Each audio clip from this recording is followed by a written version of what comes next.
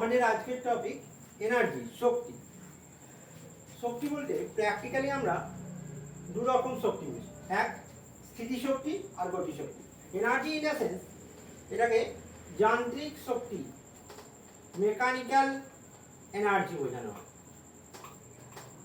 যান্ত্রিক শক্তি দু রকম, একটা স্থিতিশক্তি আর একটা গতিশক্তি। স্থিতিশক্তি আই মিন পোটেনশিয়াল এনার্জি, এটাকে আমরা ই সাফিক্স পি ভাবে ডিনোট করতে পারি। কাইনেটিক এনার্জি ই সাফিক্স কে বলে ডিনোট করা হয়। পোটেনশিয়াল এনার্জির যদি রাশিমালা লিখতে যাই তাহলে এটাকে আমরা জানি mgh। m মানে হচ্ছে মাস মানে ভর, g acceleration due to gravity, acceleration due to gravity অর্থাৎ অভিকর্ষজ ত্বরণ।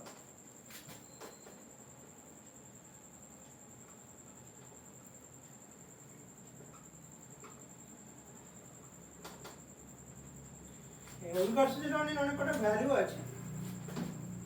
Serious potential value 981 cm per second square, এসআইতে value 9.81 metre per second square, FPS এর value 32.2 feet per second square. H in the sense height অর্থাৎ উচ্চতা। গতিশক্তি EK equal to half mv square, m denoted by mass and v denoted by velocity. চলো আজকে আমরা প্রমাণ করব যে ফ্রি ফল বডির ক্ষেত্রে, পতনশীল বস্তুর ক্ষেত্রে মোট যান্ত্রিক শক্তি সর্বদা সংরক্ষিত থাকে। একটা পতনশীল বস্তু কিরকম অবস্থায়, যদি আমরা ছবি আঁকি তাহলে আমরা দেখব যে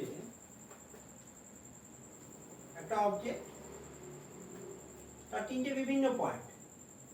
এটা একটা পয়েন্ট, সাপোজ এটা একটা পয়েন্ট বি অ্যান্ড এটা একটা পয়েন্ট সি। তিনটে পয়েন্টে এর মোট শক্তি সব সময় ধ্রুবক হবে, অর্থাৎ এ পয়েন্টে যা হবে সেটাই বি পয়েন্টে হবে, সেটাই সি পয়েন্টে হবে। টোটাল শক্তি এ পয়েন্টে এই অবজেক্টটার মাস এম ধরা হলো, মাস এম ধরা হলো, টোটাল ডিস্টেন্স এই যে টোটাল হাইটটা আমরা এইচ ধরলাম। আর এ টু বি আমরা ধরে নিলাম এক্স। বি থেকে সি অবধি যে ডিস্টেন্সটা আছে এটাকে তাহলে অটোমেটিক্যালি আমরা যদি ধরতে চেষ্টা করি H minus x. A B C তিনটে পয়েন্টে এর মোট যান্ত্রিক শক্তি কি হবে? আমাদের প্রশ্নটা কি বা প্রুফটা কি? অবাধে পতনশীল বস্তুর মোট যান্ত্রিক শক্তি সর্বদা সংরক্ষিত থাকে।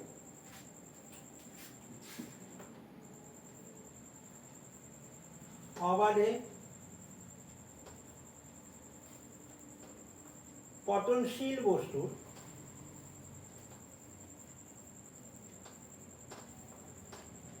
মোট যান্ত্রিক শক্তি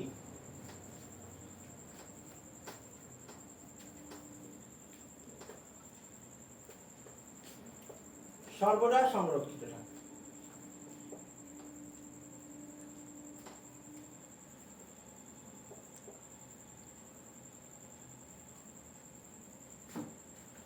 এক্ষেত্রে এ পয়েন্টে কি হবে?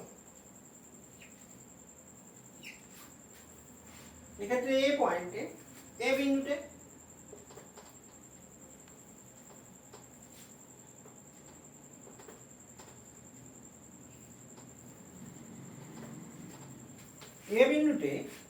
মোট শক্তি E equal to EP plus E K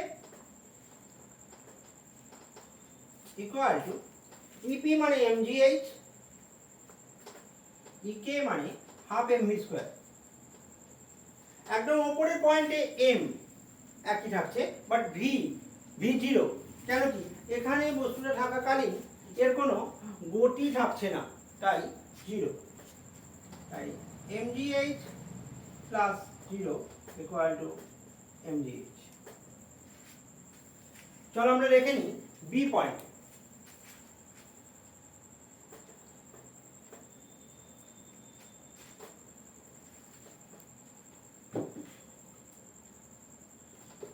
B বিন্দুতে E P plus EK equal two এই পার্টিকুলার ডিসটেন্স কভার। আগেরটা আমরা কি দেখেছি এমজিএইচ, এখানে কি দেখবো এমজিএইচ মাইনাস এক্স, কারণ কি আগেরটা এইচ উচ্চতায় ছিল, এটা এইচ মাইনাস এক্স উচ্চতায় আছে, প্লাস হাফ এমভি স্কোয়ার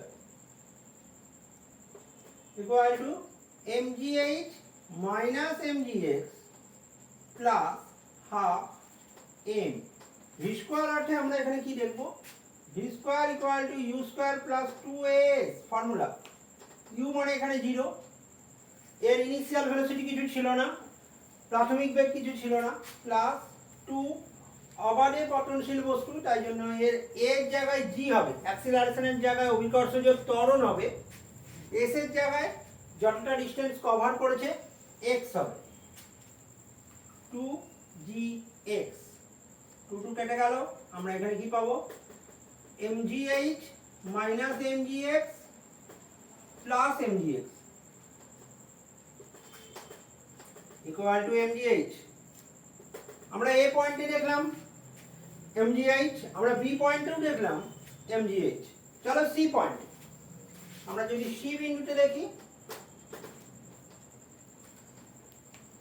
আমরা সি বিন্দুতে দেখবো লাস্টে